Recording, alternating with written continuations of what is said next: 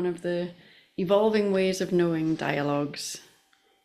Evolving Ways of Knowing brings together people who are pushing the boundaries of natural human intelligence in heart-centered, embodied and planet-aware ways. And I'm really excited today to be introducing Suz MacDonald, who is local to me here in the northeast of Scotland. And Suz, in ways that I feel are comparable to my own and that make me really excited to have this conversation.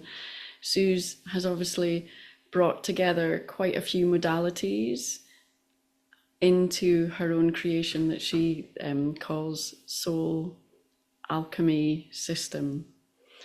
And I'm really excited to have this conversation today to find out more about Suz and who she is and the whole process of receiving and bringing about her own unique way of supporting people to reconnect with their souls. So welcome, Suz. Hi. Thank you for having me. It's nice to be here, Emma. Thank you. Hi. Nice to see you. Is there anything you want to say before we dive into our 4 questions? Are you good to? I think so. I think I'm just excited to be here and to answer these amazing questions that you've posed to me, because they're very deep. I hope I do them justice. Yes, I've never been known for my small talk, that's for sure. So let's start then with this first question that we've every single one of the EWOK dialogues has been going through the same 4 questions, and every single conversation is so different in the way that it's approached. How do we know who we are? Well, maybe we'll just start with that. How do we know who we are? And where would you start with that question? I love that question. I ask that question probably every day. How do we know who we are? If you'd asked me that question 15 years ago, I would have not known how to answer it. But along my journey, I feel that I've learned that we just are. We don't need to know who we are. We continue to create who we are. We create our own realities. We don't just show up here one day and this is just us. Every little touch point that we've had along our journeys is what creates who we are. So if we've had things that happen in childhood, good things or bad things, they all set up this way of us being, and our personalities, our traits, our attributes, our skills, our virtues. So I believe that we create that ourselves. However, on a more energetic level, I also believe that we come here, our souls come here or incarnate for a purpose, for a reason, for something that has to be or should be completed. If we don't complete it in our lifetime, we just come back again, or our soul comes back again and again to do that. And for us to be able to be who we are, how to evolve and be the person that we are, we need to have virtues. And we need the parents that we choose to come here too, to learn the virtues from.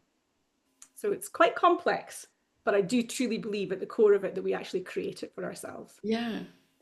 And I can tell, I mean, in a way that sounds complex, but I can tell that I get the feeling that this is not something you're just telling me that you've read and learned somewhere and you just believe this. I feel that you know this.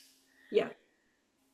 And I'm interested to tap into that. How do you, what kinds of experiences let you know that you're a soul here with a purpose that needs to be fulfilled? How does that actually play out in your day-to-day life, so that you know that? So yes, I would actually agree that textbook would have been the original source of the information, and learning through the modalities that I've learned would have been where I first heard this concept of us creating our own reality and a soul being incarnated and all of that stuff. Yeah, I'll be honest and say that would have been the truth for me many years ago. But nowadays, I simply trust in that process. I allow myself to be in flow as much as I can.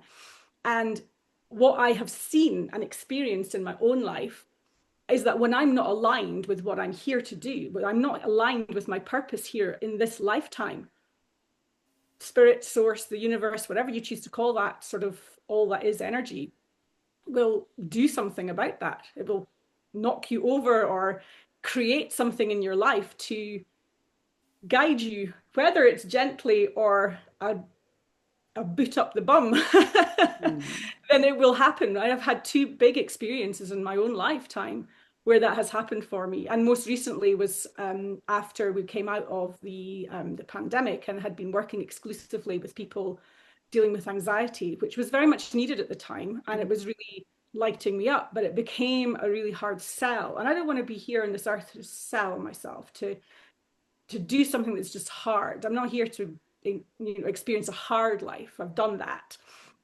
And so I was desperately trying to take myself out of this box that I felt had been pigeonholed into. And I couldn't see how. I couldn't see how. I'd spent money, I'd invested in my time and everything to create this program and this way to help people. And I was doing that. But at some point, the magic kind of went out of it for me. So I was with my son and my ex-husband. We were having dinner together in Aberdeen, in the city. And we decided we'd go for cake somewhere afterwards. And we were walking down one of the main streets. So you'll know, because you're a local to the area. I think it was Bridge Street. And the next thing I know, I'm on the ground in agony and have basically sprained my ankle. And couldn't walk, couldn't weight bear, just so much pain.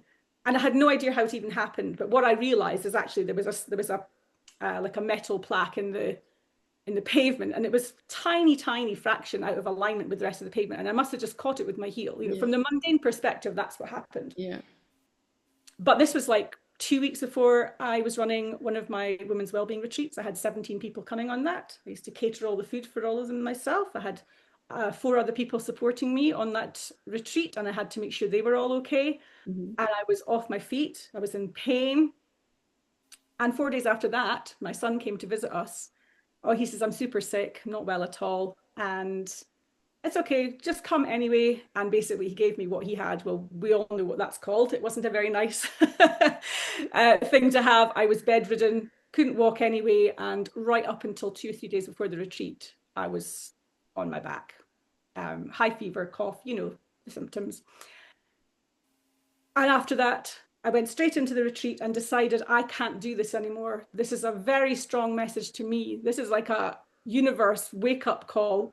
Suz, what the heck are you doing? Pay attention. You're not happy. You're not aligned. So I took some time off. I said, I'll honor the things I've got coming up, but I'm going to take the whole of June off, the rest of May, the whole of June off. I had a retreat in Morocco that I was facilitating on. So I went and did that. And I did a summer solstice gathering that I was facilitating, a 3-hour part of that as well. And it was on that gathering that I had what I'd call like a download, that knowing, like you said, that's that kind of message that I just, you've got to be careful who you tell you how you hear voices in your head too, right? But I do, that's what I get. I hear something, I hear a message, and I was basically told, you're not doing what you're supposed to be doing. These are your people.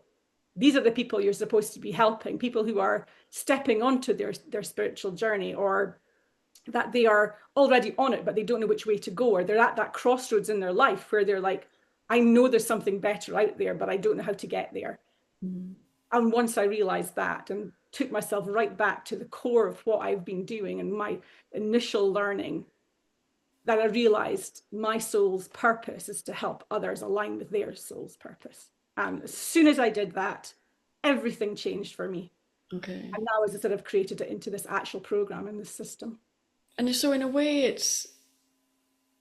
that was a kind of profound shift and realignment, but also subtle, because to move from working with anxiety to working to supporting people to really connect with their souls, in some sense, there's an overlap.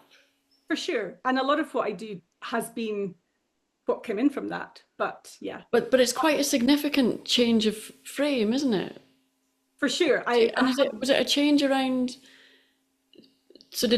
was it something around the people you started working with were already taking more responsibility? So it was a different kind of relationship? Or I don't know where I'm going with this, but I think it's just that, you know, when I realized that I wasn't like, anxiety just wasn't lighting me up. Yeah. And it's universal, literally shove you down the high street and then give you a virus on top of that, right before you're doing like your pivotal thing that you do every year. This most important thing that I do, which is these retreats, was like a real wake-up call for me. So yes, there's a lot of similarities. There's a lot of things that happen with people who have anxiety and overwhelm that are universal to a lot of people. Anxiety in itself is a condition, an anxiety disorder rather than is a condition, but having anxious moments in our life is part of the fear center of our brain, and we can't turn that off. So a lot of what I do is help people who are feeling overwhelmed with life and not knowing which way to go, to help them to alleviate that overwhelm, but also to then gain the confidence, find out that they are enough, that they are good enough, whether they may have been told at school or by a parent that they're not, to find that confidence and to know that it's possible. So yes, there's definitely some overlaps in that work as well, for sure.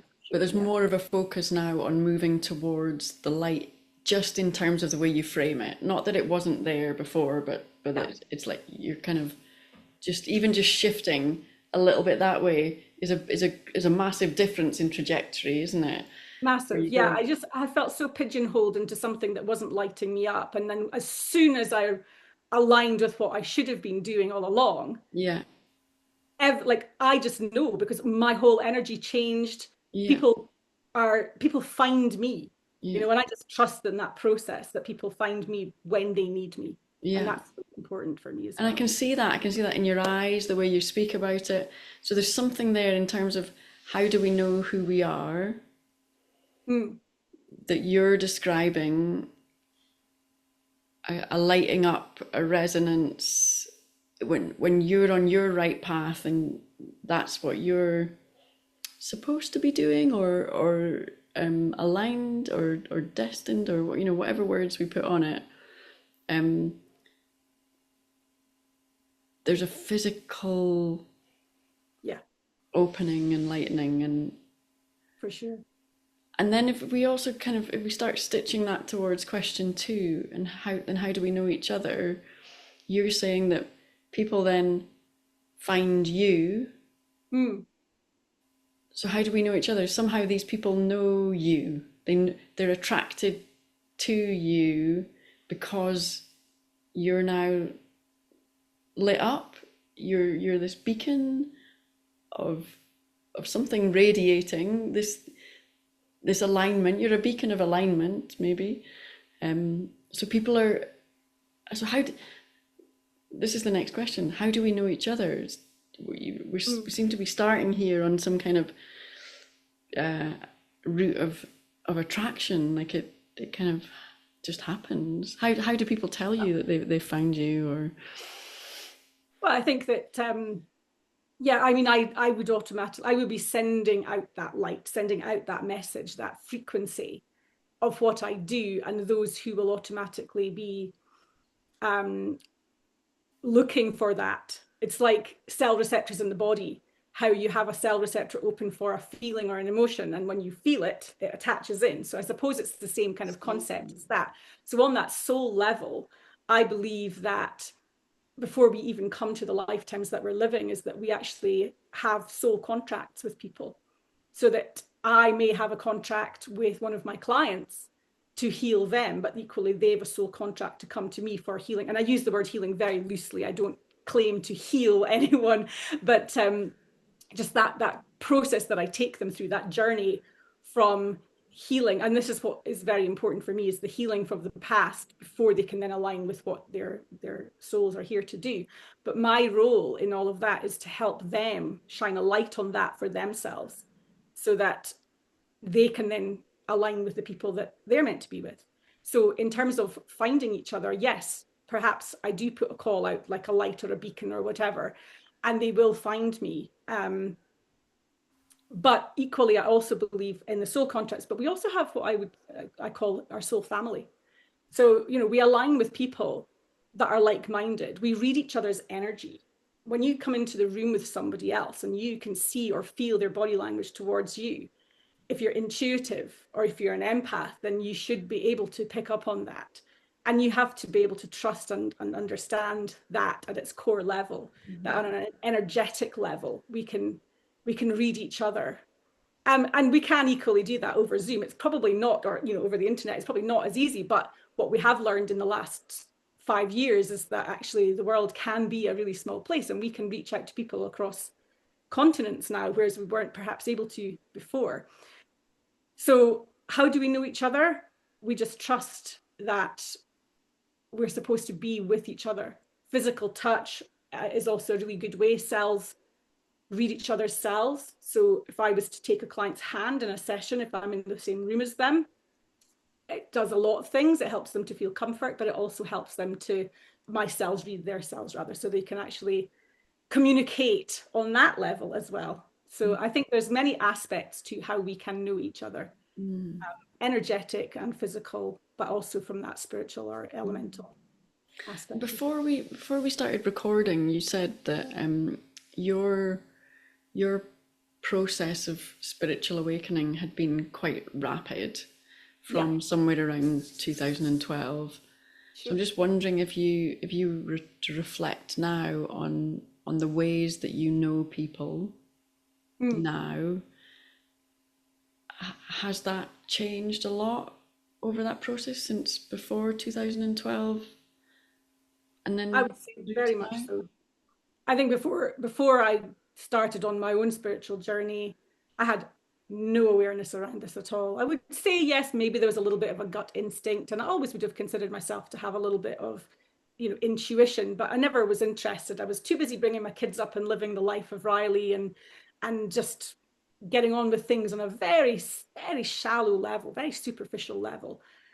And when all of the things that happened, I went through a very tumultuous time in my own life, which was what then led to that, for want of a better expression, spiritual awakening, which in essence was what allowed me to step onto that journey and to find my own way and to find my truth and to heal from all of my traumas. Yeah, I was going to say to you, would you almost interplace the word kind of trauma healing and spiritual awakening in some? Yes and no. I think that trauma is part of that process, but I think your spiritual journey or your spiritual awakening is a much bigger picture. I think in order to align spiritually, you do need to heal the trauma, but you also need to look at who you are, who you want to be, what you want to show up in this world as.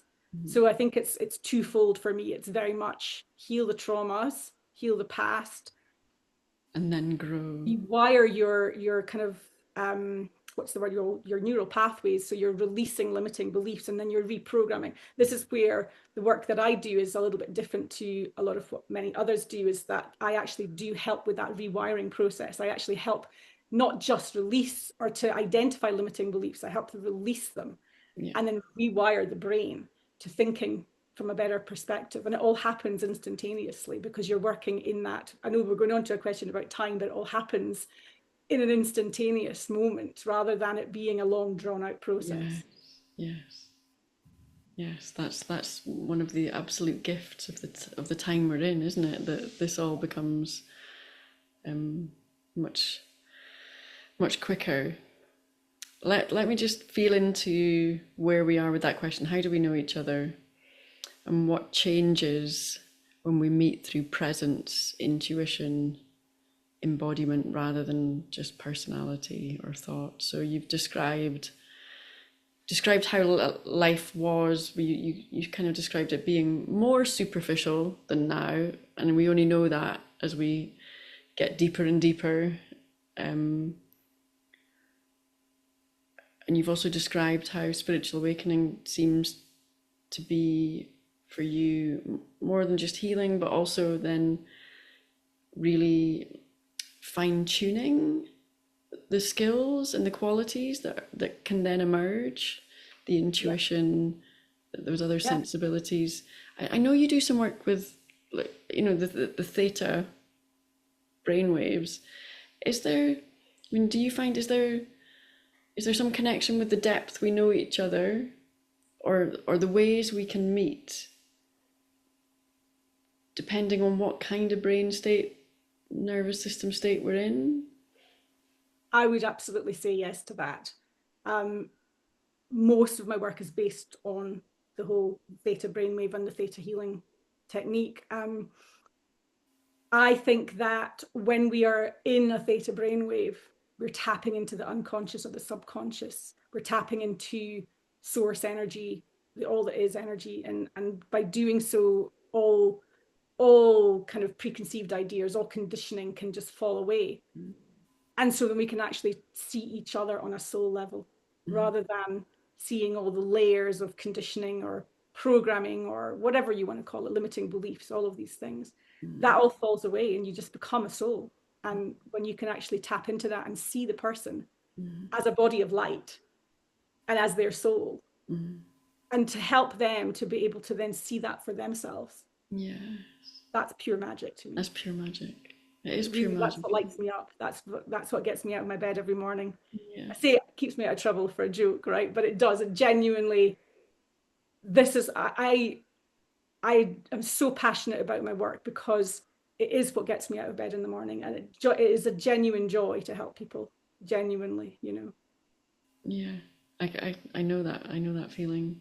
Yeah. I'd just love to also just hear you before we go on to the next question, just if you're willing to just describe the quality of relationships that you can now have from this place where you can connect to another person at that deep level, whether it's other practitioners, you know, more personal relationships, friendships, because I just know that the quality of my relationships has changed so drastically from, you know, really unconsciously I could be with a group of other practitioners, and without recognizing it completely explicitly, I would be internally feeling not good enough, and there would be a bit of that kind of competition stuff going on. So, you know, whereas now it's so much easier to come into a room or, you know, into this meeting with you, or not always with my husband quite as easily, I have to be honest, you know, but with less of that. How do you find tell me about a little bit, you know, about your relationships with more of this openness. Yeah, I think that everything you've just said is resonating strongly and deeply with me. I think that once you step onto that path and you do start to see people at that soul level, all judgment just starts to vanish, and you understand that people are coming into a space or into your reality with their own stuff, their own baggage or whatever, and I'm coming in with mine. You know, I'm never going to say I'm completely healed, because as I said to you, I think before we came on the camera, is that every day is still an opportunity and a day where more can be healed, we can improve ourselves more. And so when we meet other people, and we have this awareness and we can see them at that soul level, we don't judge, we just accept, and we can understand and have deeper conversations, much more meaningful conversations with people, and not be offended, right? That's the thing, I think, as well, is the big thing, is that when you actually have that, come into that with your soul or your heart open, you know that someone is perhaps pushing your buttons. And then you just realize that actually that's just a reflection on your own stuff coming up to work on.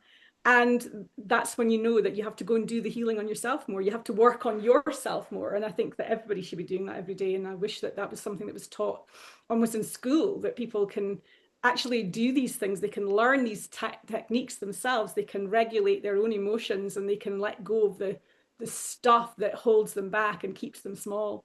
You know, so yeah, my relationships with friendships have changed massively over the years. I think when you do start to evolve yourself and you start to improve yourself, then inevitably some friends and other relationships are going to go by the wayside, because you're no longer vibrating in the same frequency as these people. You're vibrating at a sort of higher frequency.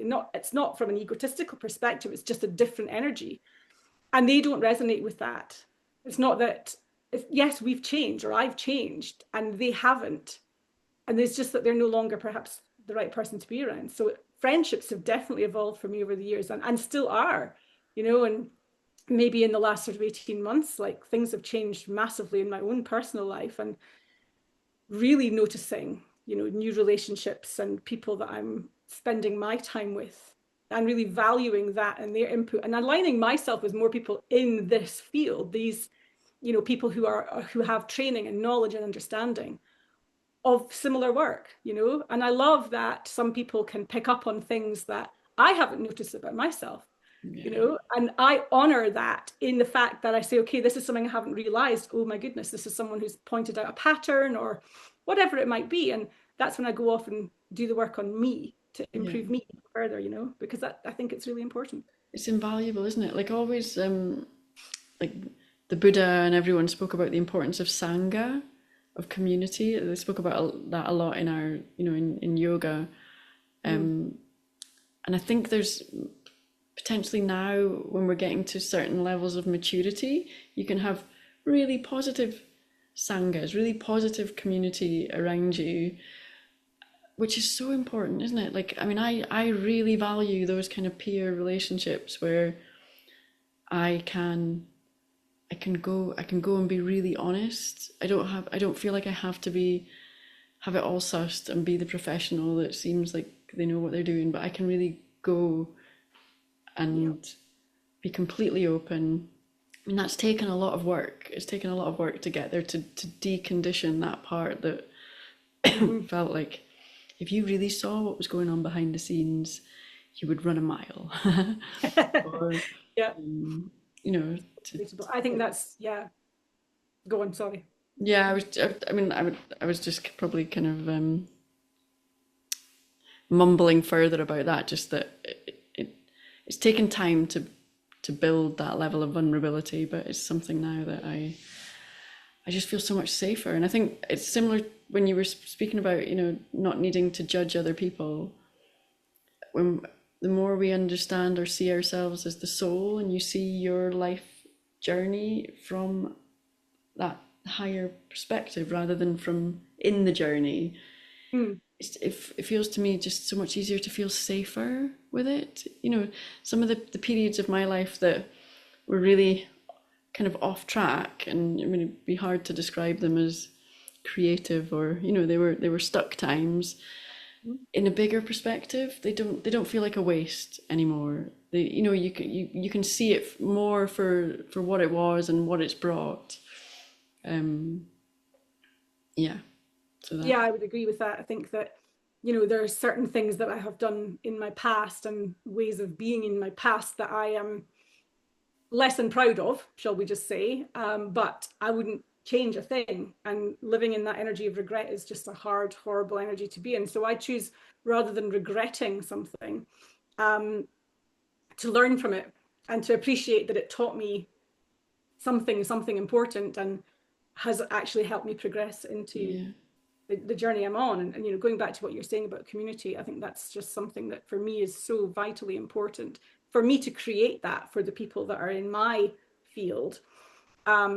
Within my program and sort of on social media and things, I have various, you know, communities that I support people in, but then I also need to be supported. You know, I can't, you know, you can't pour from an empty cup, as they say.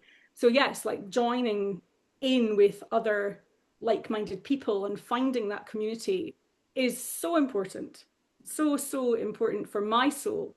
And I love that word that you used as well, being able to be vulnerable, opening up and not feeling that you're threatened or that your ego has to protect you.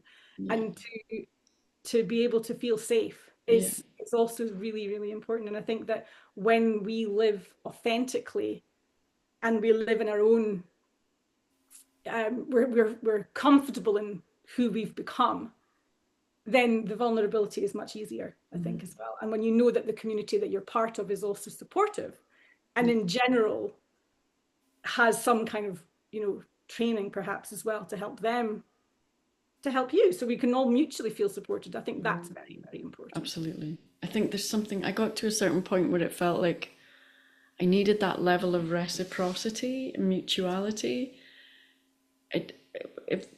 If there were practitioners who I'd gone to and it always felt like they were there and I was going to them, I got to a point where that just didn't work for me anymore. I needed something more circular, more reciprocal. I very much resonate with that as well. I'm happy to work with people in an energetic exchange, rather than it always being me the mentor or the coach or whatever, and then them being a client.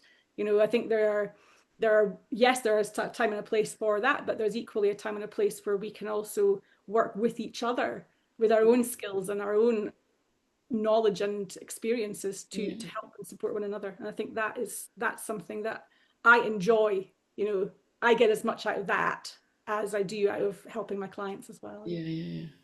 Same. So on to the third question. You touched a little bit when you said something about healing these days being much more instantaneous. But let's just go into the question then, because I'd like, rather than me start putting words into your mouth of what I think you might have meant, how do we know time, or how do we experience time? Yeah, How might that be evolving? I think we learn, or we're taught, time is linear, you know, and in a way we see that, you know, we see the gray hairs and we see us aging and lines forming on our faces, and that's the DNA, that's the telomere caps on the end of the DNA, if you want to get scientific here, is that, you know, that shows us that process of time being linear. But when we can actually escape from that and have a reality where, whilst that's going on, that we can actually take ourselves back to childhood and heal in an instant from something that we went through in childhood. That's the magic again that happens, is when we don't see time in that linear fashion.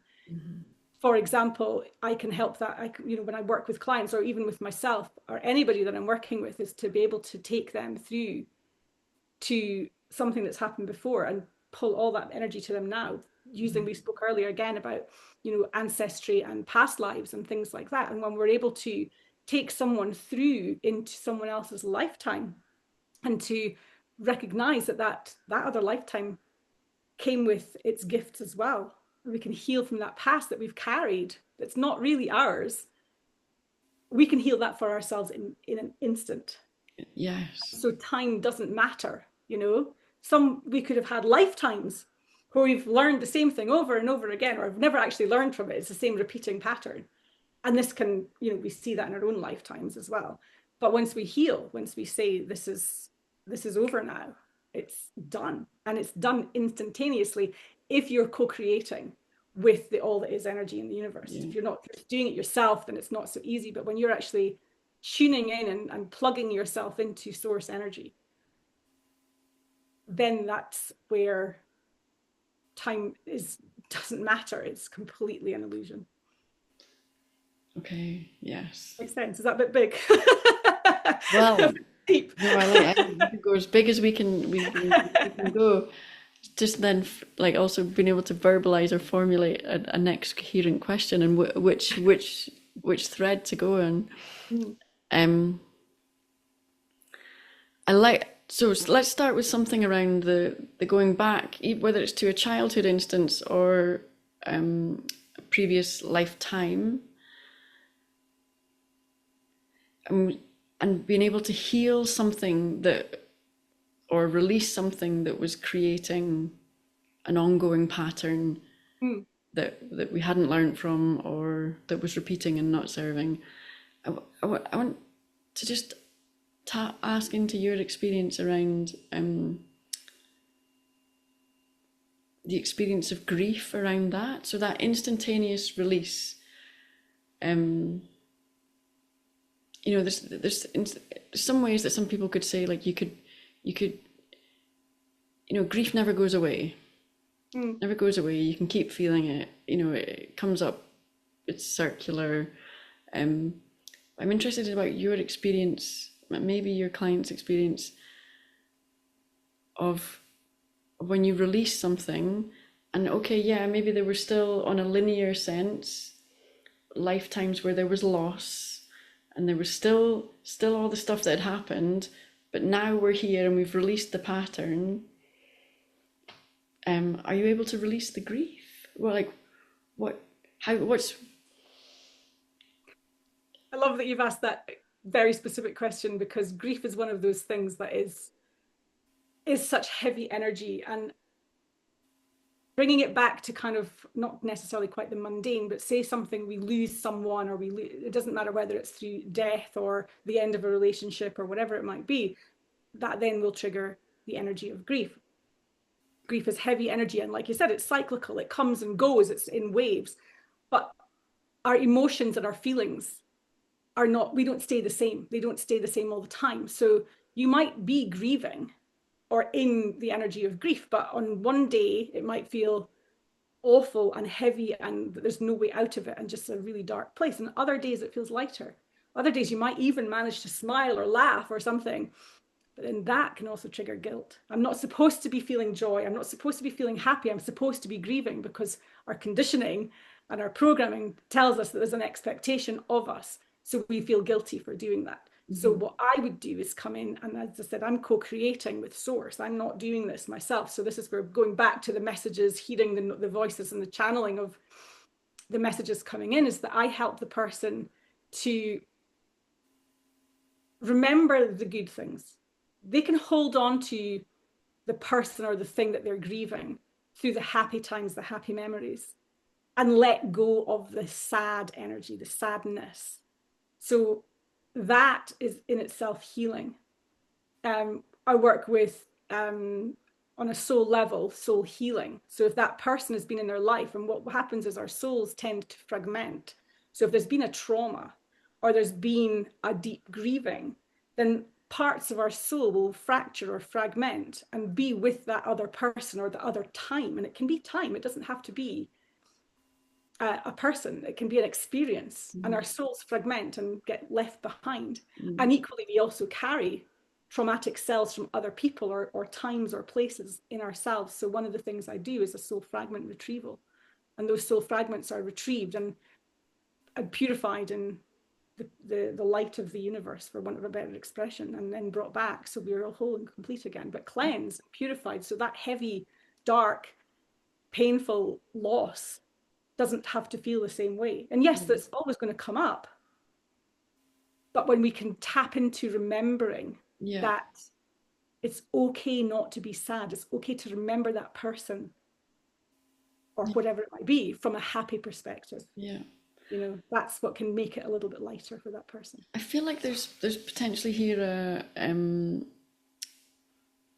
thread along with our the way that our nervous system is supposed to react, is that in the moment of a threat, we are put into whichever nervous system state, the sympathetic state or dorsal. But often now we're in a much more chronic state, many people, where that we never really get back to the safe zone. So there's some level of that continuing most of the time. And I wonder if there's something similar. And what that nervous system state does is then put us on a loop. So we're kind of repeating, whether it's exactly the same details of experience, we're repeating the same energetic or level of consciousness, and we're repeating that pattern. And whether it's similar with grief, that I don't know, I don't feel like we're supposed to stay in a really high, heavy, dense state of grief for years and years and years after something has happened, even if it's cyclical and we go around. And if that is happening, to me, it suggests that there's still something stuck or unreleased. And then, you know, so if something's stuck, then it's keeping us on a certain level of consciousness or a certain level of density, that because that's not released, we're not super light beings. But that, if we think about time then as a kind of evolution towards the light or back towards source, or, you know, towards, if the future is always lighter in a kind of more soulistic universe,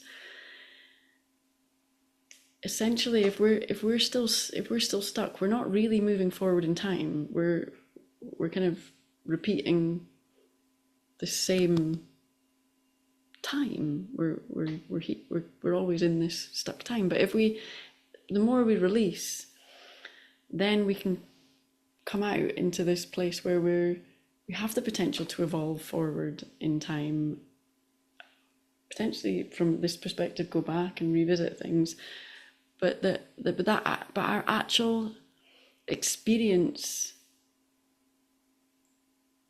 is more than experience. Our reality of time is really something very different, isn't it?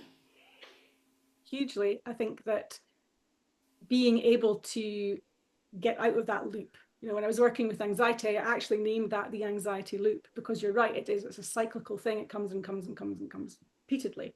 Yes, and grief can do the same, but if you're not able to move out of something, then you need to stop and ask the reason behind that. I never use the question why, because it doesn't ever elicit a decent or a deep enough answer. So what is the reason for that coming up again and again? What is the reason that that person is not able to evolve and move past that? And that's always because there's a learning that hasn't been learned. There's always something that hasn't been taken from that situation. Something not digested. Yeah. 100%. And once that happens, it's once you identify what it is that you have been learning. And I mean that means like from a positive perspective. How is it motivating us? How does it keep us going? How does it keep us moving forwards? And if we're held by a heavy energy such as grief or trauma or whatever it might be, then we never get to evolve to that place. But we often hold on to things because it feels safe. It feels safer to hold on to it than to let it go. Yeah. And then you've got the analogy of the rope. If you're holding onto a rope and the rope is being pulled, holding onto it's harder because you're getting rope burns from that rope, whereas actually letting it go gives you the relief. But it's trying to get someone to that point. And that's kind of a lot of the crux of the work that I do, is to identify those patterns, those beliefs, those feelings. And it always comes back to a feeling. I want people out of their head and in their bodies. I want to identify where they feel certain things. Yeah. Because only when they identify the feeling can they release it. Only when they've realized what they have learned positively can they get out of those cycles and those loops. Absolutely. And that's when they can evolve. That's when they can become more light. And then, like you said about the whole time concept, is that they've literally gone back in time and healed from that source point, that touch point where whatever happened. But we go there and we heal it from there. We don't heal it from the now. I would describe it as like, if you think about limiting beliefs or patterns, like layering one on top of the other, like the game, what's it called? Jenga. Mm-hmm.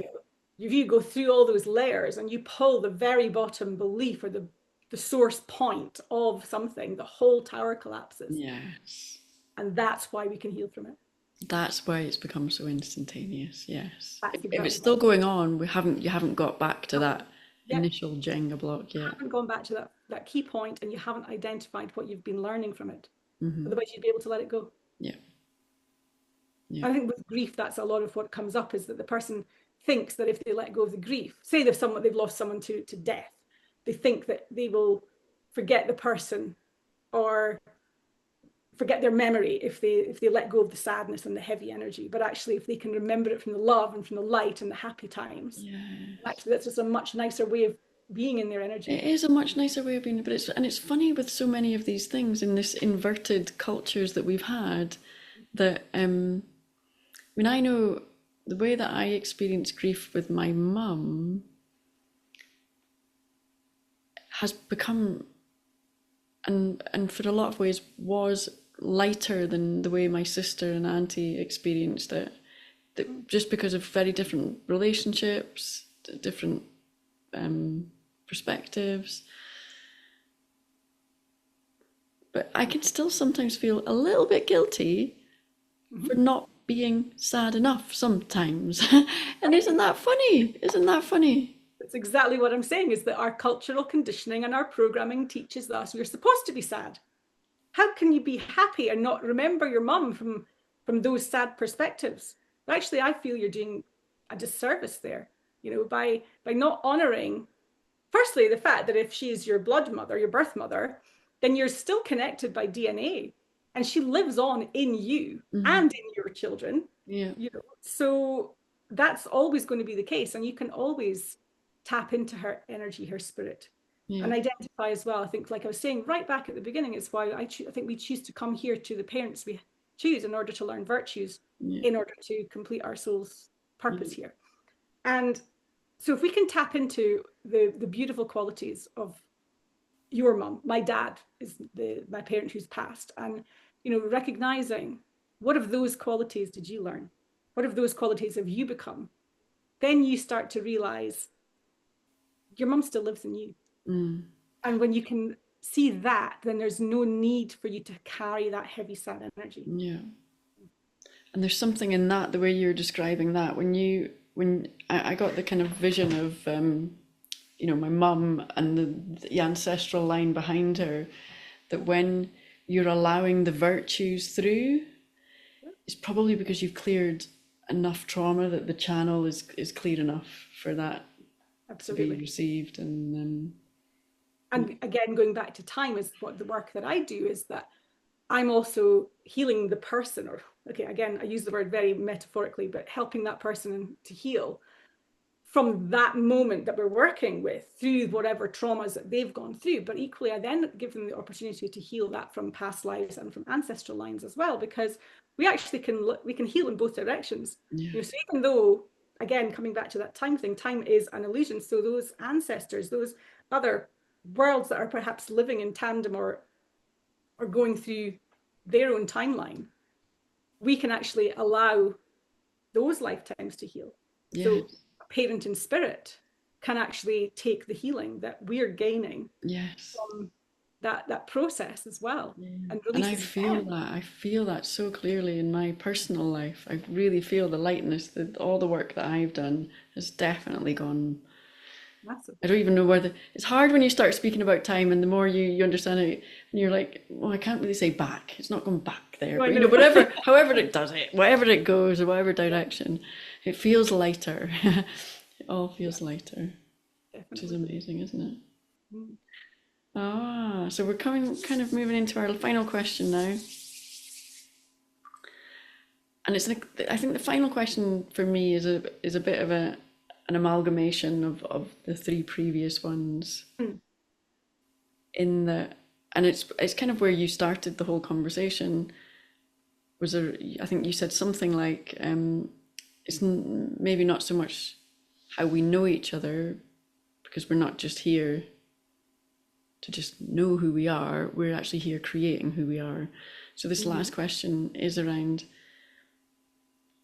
well, we've got all these ways of knowing,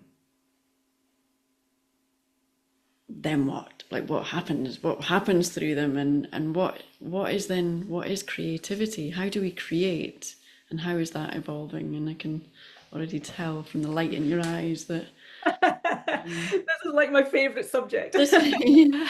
Yeah, I just think, if what we're talking about here just this is an amalgamation of it all, is that we come here, our souls come here for whatever our calling is, but we choose that. We actually get to choose, and we create our reality. And once we actually know how we can do that, and once we heal from all our past, all our traumas, all of these things, or as many as we can, and devote ourselves to that onward journey, always doing that, then we actually get to choose who we are and what we do. And everything that's happened in our life leads us to that point. So skills, things that we're good at, things that we enjoy doing, they are all being learned for a reason, so that we can then say, okay, so I can now take all of that and choose to then go and skyrocket my life and do something that lights me up and I feel passionate about. So it's a choice. And that creative spark is that I call this, that, the point of creation, that all that is energy is the creative force. And when you're channeling that, or you're tapping into that, and you're co-creating with that, then you are literally creating from source anything into being. And if you have blocks, then the creativity isn't going to perhaps be as successful. But when you clear the blocks, you clear the resentment. That's one of the big ones. Resentment is one of the things that will hold us stuck and not able to create. And then we come to that magical word, manifestation, when we manifest the life that we want, because we've healed all the stuff, we've cleared all the negative out, then we can manifest. And that can happen instantaneously. It can happen from just a simple thought. But the more we are able to go into theta, and in the theta state, that's where we manifest. Now, if you think about what I do in my job, I'm in the theta state a lot of the time with my clients. I have to be really careful about my thoughts, because if I think something, I will create it. I can tell you some, I mean, we won't have time today, but I've found some amazing maybe stories one or two, just maybe but, one or two stories, if there's any that are appropriate to tell, just to really, because I think this is one thing, you know, for years and years and years, people have been speaking about manifestation and creation and how we do it, and the clearer and clearer I am, the more clear the process is becoming to me. But for a while, it was really like, what do you mean we create our, you know, and I'd still be stuck in my whatever limiting beliefs I couldn't see and whatever. But I think to have some real examples of, you know, how easy it can be, both unconsciously or consciously. Yeah, I think that, so very quick humorous example of when it didn't go so well. I used to live in Dubai, and I used to come home to the Northeast every summer. And one summer I came back home to Dubai, to my house, and my freezer, which was full of food, was needing to be defrosted. And I thought to myself, I need to defrost the freezer. But I was tired, I was jet lagged, whatever. The following morning, I get up and discover that my daughter, or my son, probably my daughter, had been into the freezer to get ice and hadn't fully closed the drawer, but not enough for the little alarm thing to go off. So I get down the next morning and the freezer has defrosted. So thanks very much, universe. I've actually got my wish. I have manifested a defrosted freezer. Unfortunately, that meant I had to cook everything that was in it. Yeah. You know, that's the sort of thing that I have to be really careful of my thoughts around. But if I go back to one of my very early courses that I did in the theta healing technique, is that we're very specifically working on manifesting 3 things into our life. And one of the things for me is that I was literally stir crazy. I hadn't left my home, well, the UAE where I was living, for an entire year pretty much. And I was stir crazy. It was 40, 50 degrees outside, 80% humidity, and I was just done. And I went in this course, and one of the things I was manifesting was to get out of the UAE or out of Dubai, somewhere that was, you know, more tropical or whatever, just to get on a plane, to actually go on a trip somewhere with my husband, who was a pilot. So he was always away, and I was like completely stuck there with the kids. Did this course, this 3-day course, and of course you're fully in the Theta Brainwave. You're really learning how to manifest. You're really taking this to a really high level. And 2 days later, I won a competition to get on business class flights to an island, which is off the UAE, for a 2-night stay, all expenses paid, in this incredible private villa right on the beach with its own plunge pool, height of luxury. I never even entered the competition. And suddenly people are tagging me on social media and saying to me, you've won. And I'm like, what have I won? So that's how you manifest. That's how you when you're at that level of like crazy stuff going on. And randomly, recently I was buying cushions for my office when I had my office the last couple of years, and was leaving a store in the city, and this guy walked in with a trolley full of cushions, and I was like, oh, I wish I'd seen those in the shop when I was in, because they would match my decor perfectly. And he said to me, I'm not buying them, I'm actually taking them to recycle, because they're a big box for recycling. He says, if you want them, take them. I'm like, wow, that was fast. So fun things, but you know, so yeah, that's like, if you can do that, if you can manifest from just a thought like that, if you're actually in a theta brainwave and you're manifesting and you're releasing the blocks that stop you from blocking your manifestations, 80 to 90% of your manifestations will. So theta brain state is a state, it's a high frequency state of consciousness where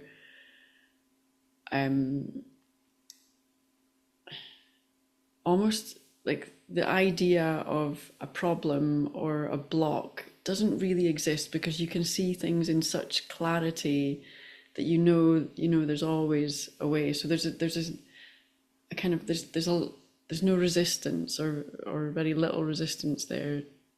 I think with the theta state, you're actually tapping into your unconscious, and your unconscious is your 88 to 90% part of your consciousness. What you're doing is you're actually bringing that unconscious or subconscious part into consciousness. So you're actually creating a whole. And once you have a conscious awareness around it, then you have the choice to change it, because you have free agency or free will. So when you have an awareness around something, you can then change it. So would you say almost that part of, if we're speaking of this dialogue series is about our evolving ways of knowing, that parts of the ways that we're evolving more and more as we've released more of the trauma and we're in a more regulated nervous system state, is around being more and more in those higher frequency brain states where we actually have access to different parts of our modalities, don't we, to our sensory perception, to the ways that we receive information. Yeah, I think that for from what I've learned and experienced, is that being in the theta state is how not just your access to the subconscious or the unconscious, but it's also your access to source or spirit energy. You're able to actually go there, co-create with that energy, because you are tapping into that bigger part of your brain. And so it's a high frequency state, but it's a low frequency brainwave. So it's the brainwave when you're dreaming. So you're in that dreaming state, which means that you're in the creative state. And that's where everything can come from, in essence, nothing. A spark of creation or a spark of light creates it into your reality. Because when you're able to witness that in your dream state or in the theta state, then that's how it becomes real, because your brain doesn't know the difference between something that's real or something that's imagined. Yeah. Well, then we could have a whole other conversation about what we could be here for a bit. Just as we're tying up, because I'm conscious of time and letting you head away from the device for a while. I'm just interested to hear a little bit about then your process of creating your Soul Alchemy System, and how that came about. I'm imagining it wasn't through. I mean, you've done your fair share of studying and textbooks and training and what have you, but as it actually came to outlining and piecing together this program or this system that you've developed for people, maybe you could just touch a bit on also just what that is, and how you share that with people. That would be a really beautiful way to finish. Thank you. Yes. So most of it is, for want of a better word, channeled. It's an amalgamation of all the different things that I've done and all the studying that I've done, from yoga, from mindfulness, from theta healing, from Reiki, from sound healing, from everything. Bringing that all together was important to me, because I don't want to just be pigeonholed into doing one thing. But then for me to then create this came from an amalgamation. We've touched on a little bit before, is the fact that what I do is very unique, and that I'm very passionate about not just identifying a soul's purpose and helping person to create goals and how they get that. Yes, that also will include, for a lot of people who are doing coaching, is that they'll find and identify limiting beliefs, but I don't just help them identify them, I help them release them. I help them take a real deep dive into those blocks, those limiting things. So let me just go through the system, because it's 4 steps, and it's quite like I said, it's a process, it's a system. So the first one is to illuminate, and that's where you're shining a light on the blocks, on the limiting beliefs, on the dark things, but also on the skills, the things that you like to do in your life. So it's illumination, it's identifying all of those things first, and also setting some goals around what it is that you actually want to achieve by working in the program or one-to-one with me. Second phase is the liberate phase. So you're going into a phase where you are actually freeing yourself. So you're doing the healing or the clearing of all of those things. So we go through that with the process. And even within in the program, the clients are actually working one-to-one with me with Theta Healing to do that, because that's the quickest and easiest, and as I said, instant way of them getting there. So there's cord cutting, there's rituals, there's all sorts of things going on there. We also go into a deep dive into shadow work there. And this is where we're bringing in some energetic work. I work with the goddess Hecate, and she's the guide out with the torches from the crossroads, from the dark, from the void, which is the part of us, the shadow of us, which we avoid. So we go into this kind of deep dive into identifying, we've done the blocks, we've done all of that stuff, but then you're looking at which part of your own personality do you hide, not only from the rest of the world, but from yourself. So that's the shadow. And we can get rid of the shadow. We're not okay, that's the wrong way to describe it. We're not getting rid of the shadow. We're healing from that aspect and integrating it and owning it, and then becoming our authentic self because we're doing so. Third step is to reclaim. So we're reclaiming our spiritual gifts. So this is like the virtues that we come through into this world, our soul incarnates with. So this is the things that we learn from our ancestral lines, from our DNA, that we bring into our lifetimes. But equally, as we said earlier, is about the past lives that we've had. And we can identify that. We can go into our past lives, we can go into their ancestral lines and figure out what has come through that isn't necessarily ours, but we can bring and reclaim those magical things and the virtues that we learn in this life as well. So we're tapping into that, those beautiful energies. So things get a bit lighter, but we get to phase 3, as it were. And then the final stage is to align. So we actually then, we've figured it all out, we've done the hard work, and I'm not going to say this program is an easy program to follow, but it's a deep dive. And what you then create at the end of that is that beautiful version of yourself where you're embodying that version of you, that true authentic person that's in your soul, that's been waiting to get out. So you can own that, you can be that, and you can take into that life the parts of you that you want to, that you create it. So this is, again, coming back to that whole, it's embodiment, it's integration, but it's creating your reality. And then we get into the manifestation. And so this, yes, so basically the whole 4 things go together, from healing of the past, deep dive into the shadow work, reclaiming your spiritual gifts, healing and moving forwards, and then figuring out what it is you want and creating that, aligning with it. Beautiful. I love the way you've woven that through. And I'm just imagining from my experience and my work with clients, is that there's a point, whether it's one time through a program or longer, it's not necessarily just you get to point 4 and you're here, but there's a point that comes in our journey where a lot of it then becomes quite organic. Like you've done enough, you know the process well enough, you trust it, you're open enough now that kind of, it's like the on button's on.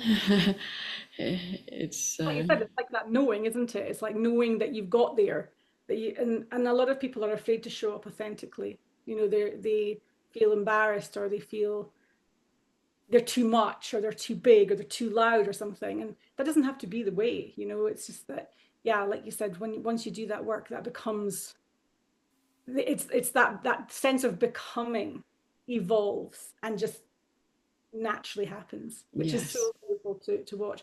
And yeah, that's one of the things that we do inside of the program as well. Is we're talked about, again, community before, as well as they're doing the Theta Healing work at 2 or 3 points within the program, but we get together every week as an online gathering to share those amazing moments, those aha moments, those wins, and also to identify what they're discovering about themselves. And this is one of the things that I think is so important that everybody can do.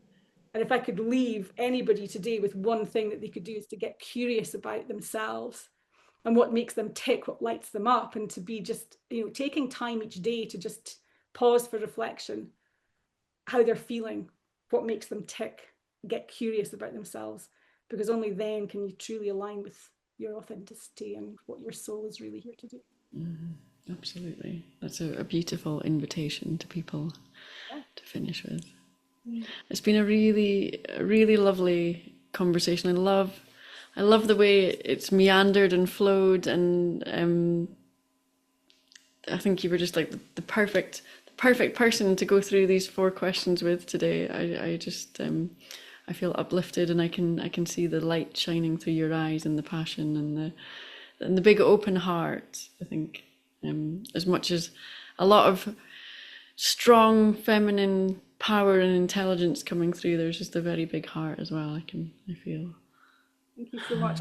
It means a lot to me to do what I do and to genuinely be in service to people and help them, you know, and I get as much out of it as they do. And that's how it should be, you know. There's the energy exchange right there. It is. It is. Well, thank you. Thank you for this beautiful EWOK conversation. Thank you for asking me. Really enjoyed it. Mm-hmm.